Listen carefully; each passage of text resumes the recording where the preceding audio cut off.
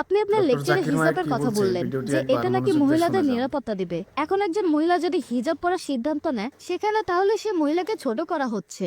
কোরআন এবং ইসলাম এই হিজাবের বিধান দিয়েছে, তার মানে মহিলারা শরীর ঢেকে রাখবে, যে অংশটা দেখা যাবে সেটা হচ্ছে মুখ আর কবজি পর্যন্ত হাত। আর এই কথাটা যে শুধু কোরআনে বলা হয়েছে তা নয়, এই কথাটা বলা হয়েছে বাইবেলেও। বাইবেল পড়লে দেখবেন 1 তিমথি অধ্যায় নম্বর 2 অনুচ্ছেদ 9 বলা হয়েছে যে মহিলারা শালীনতার সাথে তাদের পোশাক পরবে, তাদের পোশাক হবে ভদ্র। একইভাবে বেদ পড়লে দেখবেন বলা হয়েছে মহিলারা মাথা ঢেকে রাখবে। তাহলে সবগুলো ধর্মগ্রন্থই বলছে যে মহিলারা কাপড় দিয়ে মাথা ঢাকবে, এটা শালীনতার জন্য, এটা মহিলাদের ছোট করার জন্য নয়। আমি বলেছিলাম যে মহিলারা খোলামেলা পোশাক পরলে ধর্ষিত হওয়ার সম্ভাবনা বেশি থাকে। একবার গিয়েছিলাম আমেরিকায় একটা লেকচার অনুষ্ঠানে, একজন আমেরিকান বললেন তোমাদের প্রাচ্যের মহিলারা খুবই অভদ্র। অবাক হলাম, বললাম আপনি প্রাচ্যের মহিলাদের অভদ্র বলছেন কেন? তিনি তখন বললেন তোমাদের প্রাচ্যের মহিলারা তারা পেট অনাবৃত রাখে। তাহলে আমেরিকা আর পশ্চিমের দেশগুলোতে পেট ঢেকে না রাখাটা হচ্ছে অভদ্রতা, আর ভারতে পেট না ঢাকাটা অভদ্রতা নয়, শর্ট করাটা হচ্ছে অভদ্রতা। তাহলে বোন আপনাকে বুঝতে হবে কালচারে পার্থক্য থাকবে, নিয়মে পার্থক্য থাকবে। আমি যখন যুক্তরাজ্যে গেছিলাম তখন হাজার হাজার মহিলাকে দেখেছি আমি